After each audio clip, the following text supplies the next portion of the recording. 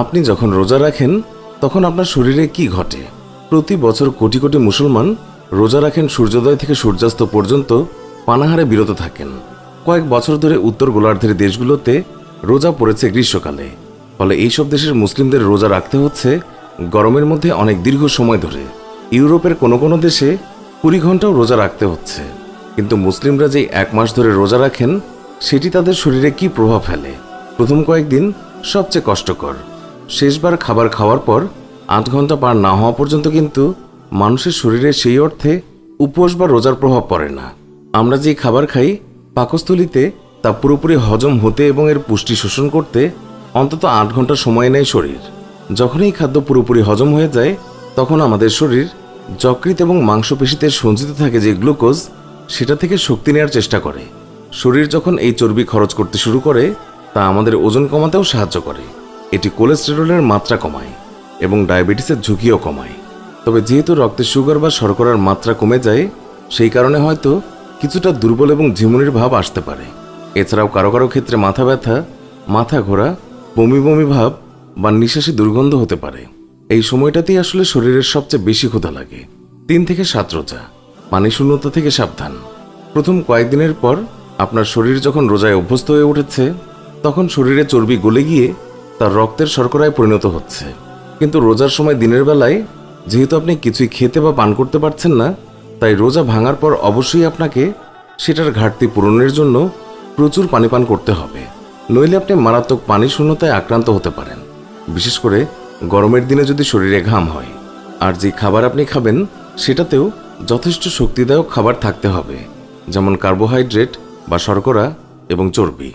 একটা ভারসাম্যপূর্ণ খাবার খুবই গুরুত্বপূর্ণ, যেখানে সব ধরনের পুষ্টি, প্রোটিন বা আমিষ, লবণ এবং পানি থাকবে। 8 থেকে 15 রোজা, অভ্যস্ত হয়ে উঠছে শরীর। এই পর্যায়ে এসে আপনি নিশ্চয়ই অনুভব করতে পারছেন যে আপনার শরীর মন ভালো লাগছে, কারণ রোজার সঙ্গে আপনার শরীর মানিয়ে নিতে শুরু করেছে। কেমব্রিজের এডিনব্রুকস হাসপাতালের অ্যানেস্থেশিয়া অ্যান্ড ইন্টেন্সিভ কেয়ার মেডিসিনের কনসালটেন্ট ডাক্তার রাজীব মারুফ বলেছেন, এর অন্যান্য সুফলও আছে। সাধারণত দৈনন্দিন জীবনে আমরা অনেক বেশি ক্যালোরিযুক্ত খাবার খাই এবং এর ফলে আমাদের শরীর অন্য অনেক কাজ ঠিকমতো করতে পারে না।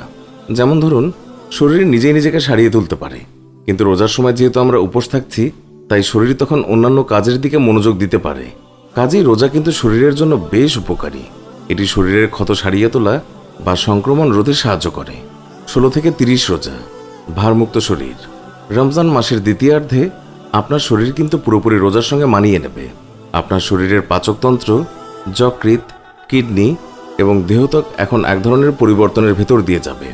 সেখান থেকে সব দূষিত বস্তু বেরিয়ে আপনার শরীর যেন শুদ্ধ হয়ে উঠবে। এই সময় আপনার শরীরের অঙ্গ প্রত্যঙ্গ তাদের পূর্ণ কর্মক্ষমতা ফিরে পাবে। আপনার স্মৃতি এবং মনোযোগের উন্নতি হবে এবং আপনি শরীরে অনেক শক্তি পাবেন, বলেছেন ডাক্তার মারুফ। শরীরের শক্তি যোগানোর জন্য আপনার আমিষের ওপর নির্ভরশীল হওয়া ঠিক হবে না। যখন আপনার শরীর ক্ষুধার্ত থাকছে তখন এটি শক্তির জন্য দেহের মাংসপেশিকে ব্যবহার করছে এবং এটি ঘটে যখন একটানা বহুদিন বা কয়েক সপ্তাহ ধরে আপনি উপোস থাকছেন বা রোজা রাখছেন। যেহেতু রোজার সময় কেবল দিনের বেলাতেই আপনাকে না খেয়ে থাকতে হয়, তাই আমাদের শরীরের চাহিদা মেটানোর জন্য যথেষ্ট খাবার এবং তরল বা পানীয় গ্রহণের সুযোগ থাকছে রোজা ভাঙার পর। এটি আমাদের মাংসপেশিকে রক্ষা করতে এবং একই সঙ্গে আবার ওজন কমাতেও সাহায্য করছে। তাহলে রোজা রাখা কি স্বাস্থ্যের জন্য ভালো? ডাক্তার মাহরুফ বলেছেন, অবশ্যই। তবে একটা ব্যাপার আছে, রোজা রাখা শরীরের জন্য ভালো কারণ আমরা কি খাই এবং কখন খাই সেটার উপর আমাদের মনোযোগ দিতে সাহায্য করে। 1 মাসের রোজা রাখা হয়তো ভালো, কিন্তু একটানা রোজা রেখে যাওয়ার পরামর্শ দেয়া যাবে না। শরীরের ওজন কমানোর জন্য একটানা রোজা রাখা কোনো উপায় হতে পারে না, কারণ একটা সময় আপনার শরীর চর্বি গলিয়ে তার শক্তিতে পরিণত করার কাজ বন্ধ করে দেবে। তখন এটি শক্তির জন্য নির্ভর করবে শুধুমাত্র মাংসপেশির ওপর। এটা স্বাস্থ্যের জন্য ভালো নয়, কারণ আপনার শরীর তখন ক্ষুধায় ভুগবে।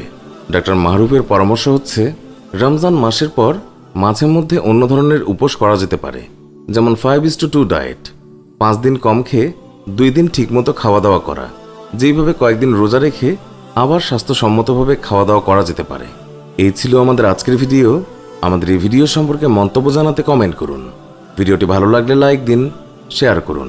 নিয়মিত আমাদের ভিডিও পেতে এক্ষুনি আমাদের চ্যানেলটি সাবস্ক্রাইব করে পাশে থাকা বেল আইকনটিও প্রেস করুন।